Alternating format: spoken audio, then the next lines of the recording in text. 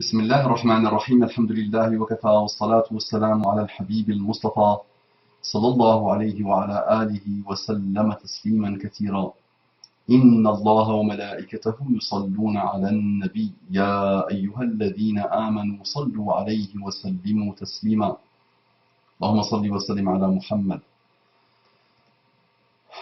رب اشرح لي صدري ويسر لي أمري واحلل عقدة من لساني يفقه قولي.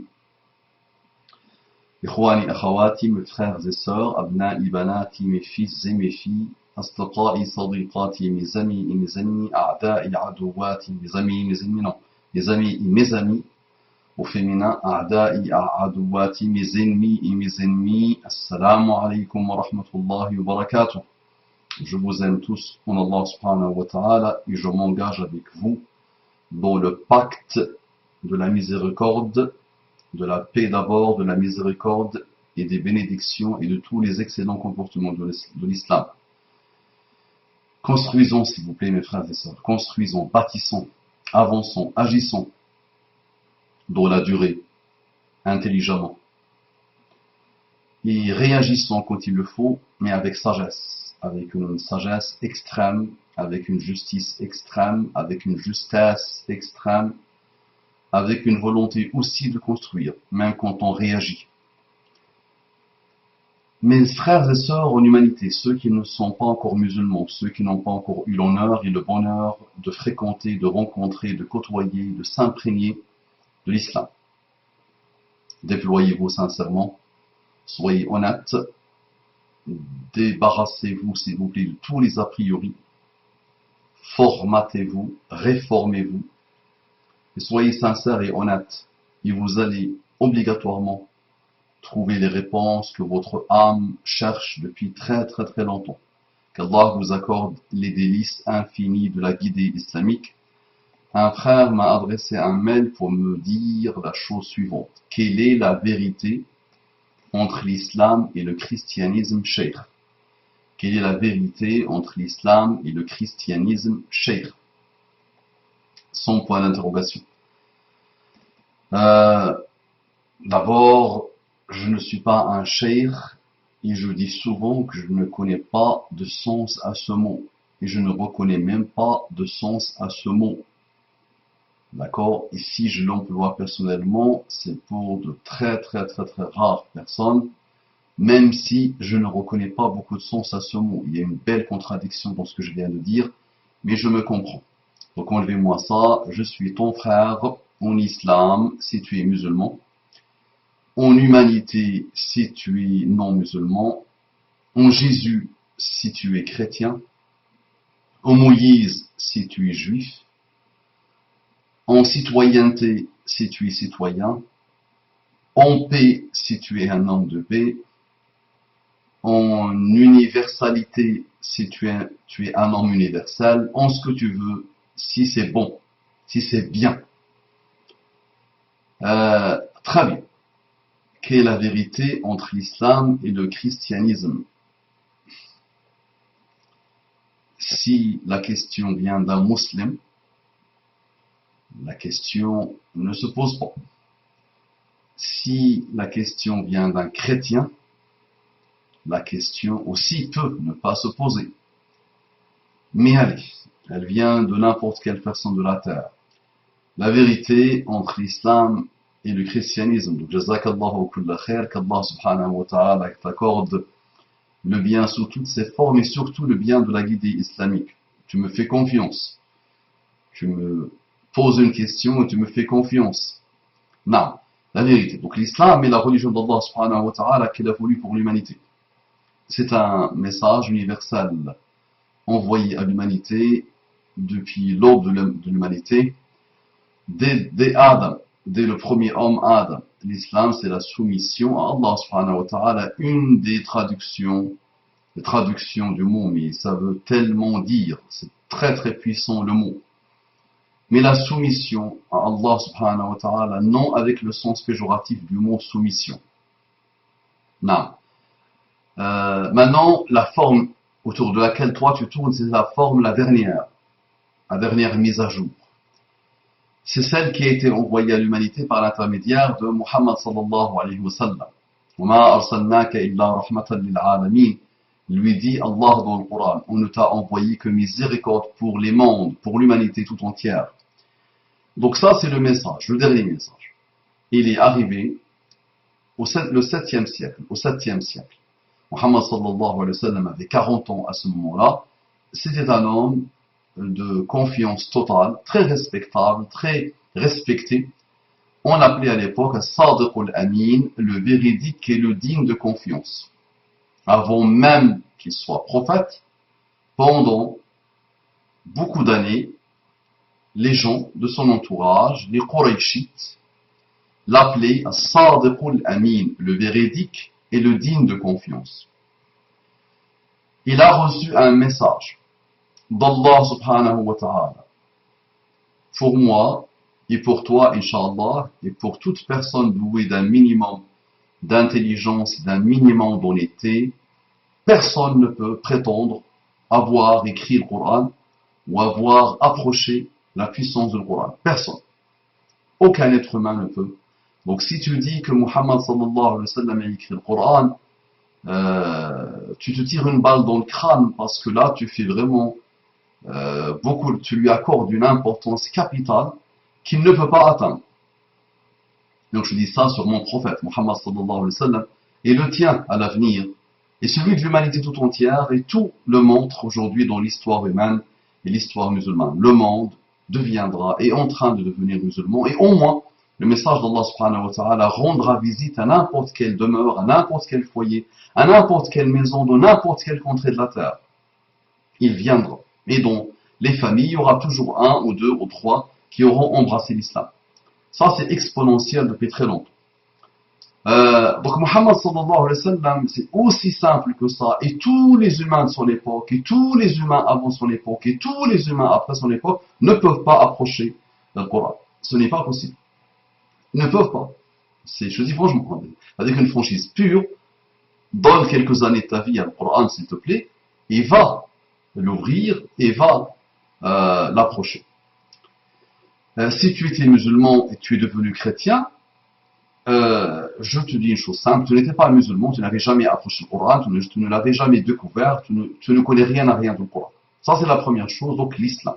L'islam, la religion, la dernière religion que le Créateur a voulu pour les créatures, a voulu pour les créatures humaines et les créatures djinns,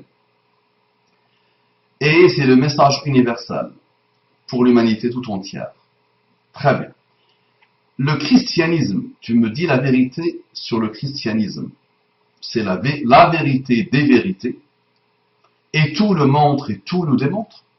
L'histoire le montre et le démontre. La science le montre et le démontre. Tu n'as qu'à approfondir. D'accord ? Il faut approfondir les choses. Le christianisme. Si Jésus descend et tu lui parles du christianisme, il te dit « je ne connais pas ». Au mieux, il te dira « je connais l'islam ». Mais il ne te dira pas le christianisme. Tu vas lui dire « oui, mais on a donné ça par rapport à ton nom. Tu es le Christ. On a appelé ta religion christianisme. » Il va te dire « je me désolidarise entièrement de toi. Moi, je ne connais et je ne reconnais que l'islam. » À toi de mener tes recherches. Donc Jésus, Isa, Al-Masih, Isa ibn Maryam, Isa fils de Maryam, Al-Masih, le Messie, est un homme, messager d'Allah, que j'aime beaucoup plus que toi. Et tu vois le défi, je l'aime beaucoup plus que toi. Quel que soit ton amour pour Jésus, je te dis, je l'aime beaucoup plus que toi. Toi, tu veux penser que Jésus a rendu visite au ventre d'une mère, d'une maman, pendant 9 mois. Parce qu'il a voulu se sacrifier pour l'humanité. Ensuite, il est sorti du corps de cette femme. Tu vois un peu la scène. Et ensuite, il a passé quelques années, et du jour au lendemain, il a apparu quelque part, dans une terre lointaine de l'Europe. Personne ne le connaissait avant. Il apparaît, il passe quelques mois, et on le tue.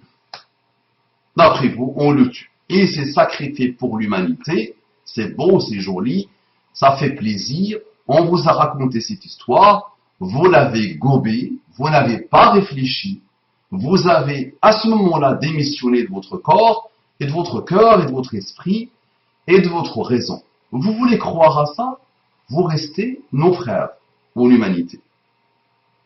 Il n'y a aucun problème. Vous croyez à quelque chose, vous ne croyez pas à quelque chose, c'est votre problème. On ne nous a pas ordonné de vous exterminer, on ne nous a pas ordonné de vous haïr, de vous détester. Rien du tout. Ça, c'est l'islam qui nous recommande de vous transmettre le message, le vrai message de Jésus, et d'échanger avec vous, de dialoguer avec vous, avec une sagesse maximale, avec une bonté maximale, avec un apaisement maximal, pour vous sauver de ces bêtises, d'accord, colportées par beaucoup de monde. D'accord? Maintenant, je t'informe, mon frère, que ta science, que ton histoire, parfois, dit que Jésus n'a jamais existé. Tous les jours, on vous raconte des histoires sur la Bible, sur les personnages de la Bible. À chaque fois, on vous rajoute des histoires. À chaque fois, on vous dit on a découvert des manuscrits, on a découvert une nouvelle Bible selon je ne sais pas qui. Et voilà. Donc vos Bibles, il suffit de les ouvrir. Nous, on ne vous demande pas plus. Moi, je ne vous demande pas d'aller écouter ce qu'on vous raconte à l'église. Non. Je te demande d'approfondir un peu. D'accord? Jésus, le maximum qu'on peut dire de lui, est un prophète d'Allah. Le maximum de choses véridiques sur Jésus, vous ne les connaissez pas de son histoire. Vous ne les connaissez pas des Bibles infinies que vous avez. Non. Vous ne les connaissez pas de ce que vous voulez. Le maximum de choses authentiques qui circulent sur Jésus ne peuvent vous venir que de le Coran et de la sunna du prophète Muhammad sallallahu alayhi wa sallam. C'est les seules choses auxquelles vous pouvez vraiment croire et auxquelles vous pouvez faire une confiance aveugle, plutôt éclairée. C'est le maximum que je peux te dire sur Jésus, donc sur le christianisme. Le christianisme, ce mot-là que vous avez inventé, Jésus donc, ce prophète, non, Allah l'a envoyé à une terre donnée, à un peuple donné et à une époque donnée. Ni plus ni moins. Jésus n'est pas supérieur aux autres prophètes qui l'ont précédé. Il y en a deux dizaines qu'on connaît, et on les connaît par le Coran. Toujours, la vérité ne vient que de ce livre. D'accord? Le Coran est la parole du prophète Muhammad sallallahu alayhi wa sallam. Quand il s'agit de prophète, c'est le seul livre qui a montré qu'il est véridique à la perfection. Qu'il domine, Muhaymin, il domine sur tous les livres. Ça, c'est vrai. C'est pas un musulman qui te le dit. Là, je me détache de l'islam en te le disant. Vraiment. J'atteins l'objectivité maximale en te disant, c'est même pas de croyants musulmans qui te dit ça. Donc, messager d'Allah, Jésus, il n'y a pas cette notion d'un Dieu qui veut se sacrifier pour l'humanité et qui vient, qui se fait crucifier, et voilà, là, tout ça, c'est là, quand on croit à ce type de choses, c'est vrai qu'on démissionne. C'est vrai, on démissionne. On ne pense plus. C'est bon, on ne réfléchit plus, on ne pense plus. Pourquoi pas? Tu veux croire à ce type de choses, oui. Il y a un mur. L'amour, Jésus, l'amour, très bien, la paix, la douceur, l'amour, ok. Mon ami, étudie juste la vie des papes. Tu ne connais rien de tes papes. Alors, étudie juste la vie des papes. Prends-moi un échantillon, je ne vais même pas te fatiguer.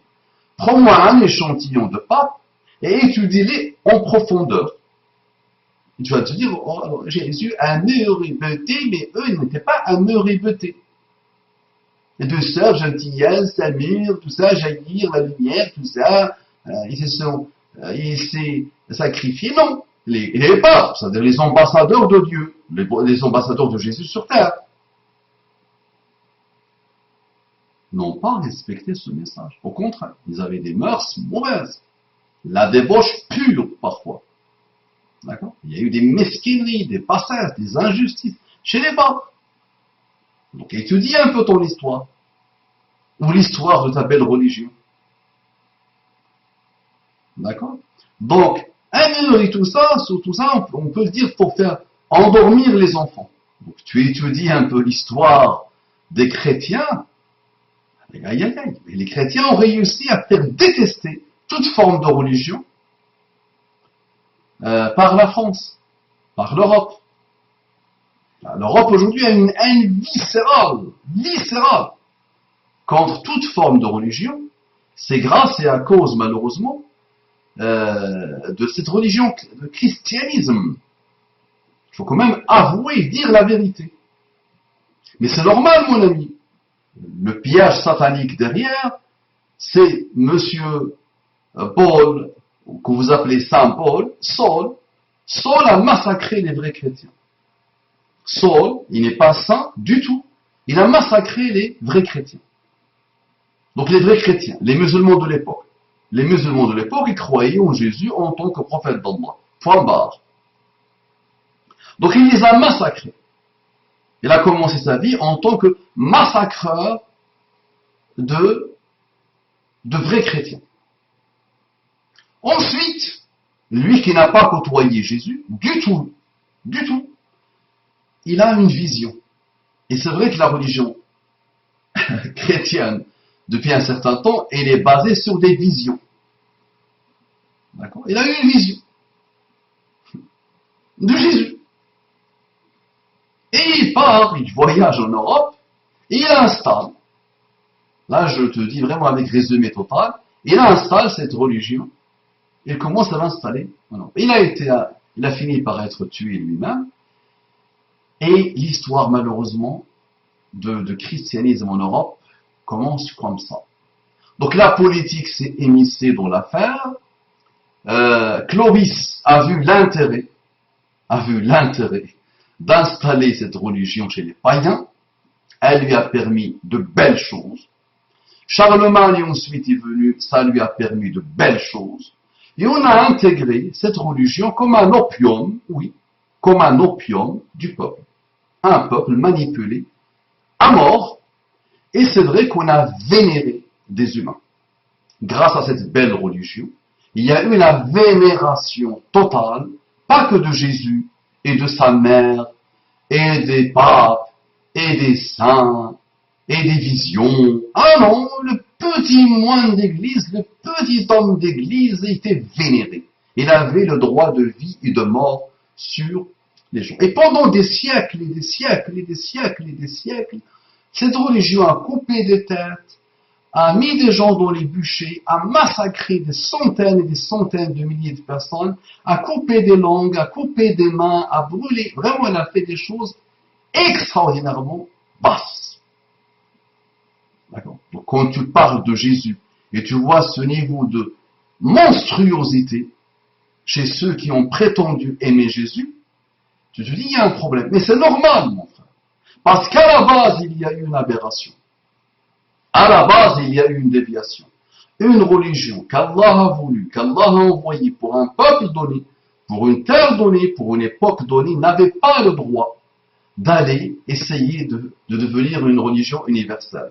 Elle n'avait pas les outils nécessaires. Maintenant, le christianisme, il y a eu un message. Oui. Ce message a été noyé. Donc, il y a eu un message divin. Oui. Ce message a été noyé dans des océans infinis de falsification. Il suffit d'ouvrir les Bibles. Parce qu'il n'y a pas une seule Bible. Il suffit d'ouvrir les Bibles.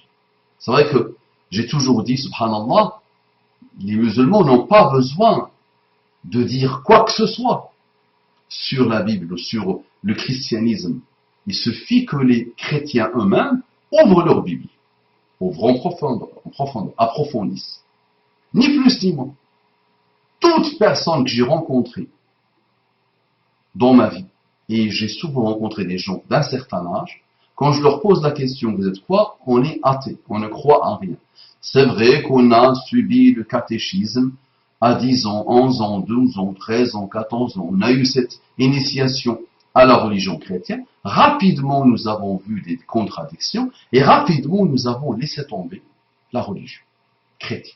Rapidement. Et c'est vrai que la réaction des humains était de dire toute forme de religion, toute religiosité est mauvaise. Parce qu'ils ont dans leur ADN, c'est vrai, historique, des milliers d'années, 1 millier d'années, 1000 et quelques années, 1300 ans, 1400 ans à peu près, plus de malheur avec cette religion, la religion chrétienne. Et c'est vrai que la réaction, c'est de dire, on refuse toute forme de religion. Et c'est pour ça qu'aujourd'hui, d'après un sondage, il vaut ce qu'il vaut, il y a plus de 80% aujourd'hui de gens qui se déclarent non-croyants en France. D'accord? Et l'évolution, tu la vois très bien, mon ami.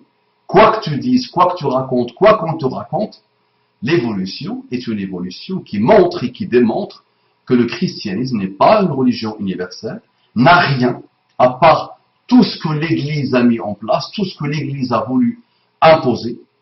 D'accord? Maintenant, il suffit aussi de lire juste la vie des 3 derniers papes. Et ce que les 3 derniers papes ont raconté. Ce qui se passe aujourd'hui dans l'Église elle-même. D'accord? Va étudier un peu ce qui se passe dans l'Église elle-même. D'accord? C'est-à-dire là où il y a l'ambassadeur de Dieu sur terre. L'état de Dieu, on va dire. D'accord? Le Vatican. L'état de Dieu. D'accord? Et il va voir un peu des représentants de Dieu, allez, des représentants de Dieu. Il va voir ce qui se passe. Va étudier un peu en profondeur, mon ami, pour que tu comprennes. Donc voilà. En résumé, chose que j'ai répétée une fois, et j'aimerais bien pouvoir avancer, s'il vous plaît. En vérité, la vérité absolue, mon frère, elle ne peut venir que dans le Coran. Tout ce que tu peux savoir sur Jésus, il est dans le Coran. Ni plus ni moins. Tout ce que tu veux savoir sur la religion chrétienne, il est dans le Coran. Ni plus ni moins. D'accord? Le reste, c'est des bribes d'informations qui étaient à la base divines, avec une langue qui n'est pas la langue française. Jésus n'a pas les yeux bleus, d'accord? Qui n'est pas la langue française du tout. D'accord? Une autre langue. D'accord? Donc d'abord, quand tu parles du divin, il faut d'abord qu'on voit la langue initiale. D'accord? Donc il y a eu une tonne de traduction et de retraduction d'une tonne de Bible. D'accord? Et on a des bribes d'informations qui peuvent être d'origine divine, oui, mais noyées dans un océan de malheur. De malheur. Noé est nu. À notre prophète couche avec ses filles. Dieu marche et parle avec quelqu'un. Dieu vient, voilà, il parle avec quelqu'un. C'est des bêtises et des bêtises. C'est pas possible. Ce n'est pas possible. Voilà, quand on parle de Dieu, mon frère, quand on parle d'Allah, il faut quand même un minimum de respect. D'accord? Le christianisme aussi, cette histoire du Père et du Fils et du Saint-Esprit, vous avez essayé de nous l'expliquer avec toutes les méthodes, d'accord?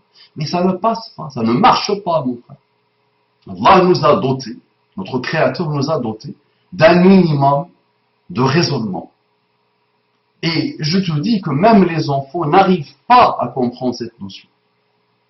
D'accord? Le Père, le Fils et le Saint-Esprit, 3 dieux en un, et le 1 égale à 3 et 3 égale à 1.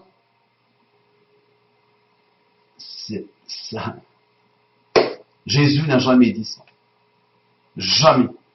Jamais au grand jamais. Tes Bibles, c'est la Bible selon un tel. Ce un tel, qu'est-ce qu'il connaît de Jésus? Donc la Bible, est-ce que c'est le message de Dieu, d'Allah, ou est-ce que c'est le message d'humain? Quand tu dis la Bible selon un tel, c'est le message de qui? D'accord? Après, il y a des contresens scientifiques dans la Bible. Il y a des erreurs, des choses flagrantes, des choses malheureuses. Le monde a 6000 ans à peu près dans la Bible. À peu près. Il y a tellement de gags, tellement de choses bizarres. Et on voit l'intervention humaine. Maintenant, le Coran lui-même dit que Allah subhanahu wa ta'ala n'a pas voulu préserver le message de Jésus. Parce qu'à la base, ce n'est pas un message universel. Ça correspond à une étape dans la vie de l'humanité, pour la préparer, pour qu'elle se prépare à l'avènement, au grand événement. À l'avènement de quoi? De la religion universelle. Et tu sais très bien que dans des Bibles, il est clairement identifié, il est clairement cité que Jésus nous a annoncé la bonne nouvelle.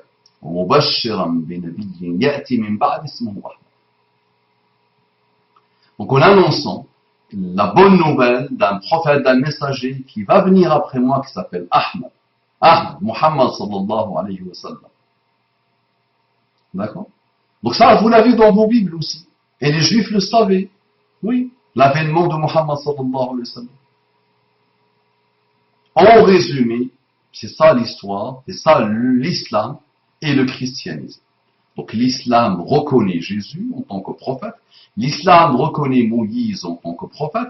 Ce sont de très très très très grands prophètes d'Allah subhanahu wa ta'ala que nous aimons, que nous respectons, d'accord, de qui on apprenons beaucoup de choses. Ils ont une importance capitale pour nous. Ils ne sont pas comparables aux humains. Ils sont des humains, oui, mais ils ne sont pas comparables des humains avec les humains parce que Allah les a choisis pour son message. Oui, plus, non. Ni Muhammad sallallahu alayhi wa sallam, ni Jésus, ni Moïse n'ont des aptitudes ou des capacités ou des compétences divines. Non, ce sont des humains qu'Allah a choisis pour le message, pour un message. D'accord. Essaye de le comprendre, essaye de l'analyser, mais tu dois approfondir. Tu dois approfondir. Tu dois prendre le temps pour approfondir, pour analyser les choses, pour te débarrasser des a priori et des préjugés. D'accord. Ta religion, d'accord, chrétienne, ne reconnaît pas Muhammad sallallahu alayhi wa sallam. D'accord. Tes abbés, les abbés, ta religion, d'accord, les hommes d'église de ta religion ont essayé de vous dire que Mahomet c'est un shaitan, Mahomet c'est l'antéchrist. D'accord. Donc c'est d'une bassesse pure, d'une méchanceté pure. Donc ta religion ne reconnaît pas Mahomet. Extraordinaire. Et les juifs, de 10 à 12 millions de personnes, au maximum, ne reconnaissent pas Jésus, ne reconnaissent pas Mahomet, pour eux. Donc tu vois le gars, l'islam, la religion universelle, reconnaît Isa, le Messie, le Messie, reconnaît Moussa, Moïse, sans problème. D'accord? Et il y a dedans, dans l'islam, il y a toutes les forces possibles et imaginables, ou imaginables, toutes les forces, tout ce que tu peux imaginer, qui rend cette religion puissamment puissante et universelle, et valable pour toutes les générations jusqu'à la fin des temps. Et il a des ressources renouvelables, des forces puissantes, d'accord, qu'il élève et qu'il élève et qu'il élève, en continu, subhanallah, renouvelable, en continu, subhanallah, pour la rendre toujours puissamment puissante, logique et pertinente. Et dedans, on a toujours les solutions, alhamdoulilah, pour les problèmes spirituels, les problèmes de l'âme, les problèmes de la vie, les problèmes du quotidien. D'accord. L'islam porte en lui le salut de l'humanité. Et tu vois très bien que c'est un message universel. Les musulmans représentent aujourd'hui, les arabes représentent parmi les musulmans 10 à 12% au grand maximum. D'accord. Et c'est une religion qui s'installe et qui se propage et qui se diffuse de manière exponentielle. Quand la religion dite chrétienne aujourd'hui est réduite aujourd'hui. On prend l'Europe l'a chassée, malheureusement. D'accord. Même s'il reste par-ci par-là des chrétiens, oui. Mais l'Europe l'a chassée, oui. Et aujourd'hui, on profite de la faiblesse et de la pauvreté des pays latino-latins, d'accord, et on l'installe, on évangélise encore. Et là, on commet d'autres aberrations, d'autres malheurs. Et on part en Afrique aussi pour évangéliser au maximum. Et on essaye, voilà, on essaye. Mais un jour ou l'autre, le même travail se fera, le même travail s'opérera. Il va y avoir des gens qui vont s'émanciper de ce que les évangélistes essayent de faire et qui vont comprendre qu'il n'y a aucune logique derrière et qu'on va on va reproduire les mêmes bêtises que l'Europe a connues. À toi d'approfondir. Paix, mon ami. Assalamu alaikum wa rahmatullahi wa barakatuh, mes frères et sœurs musulmans.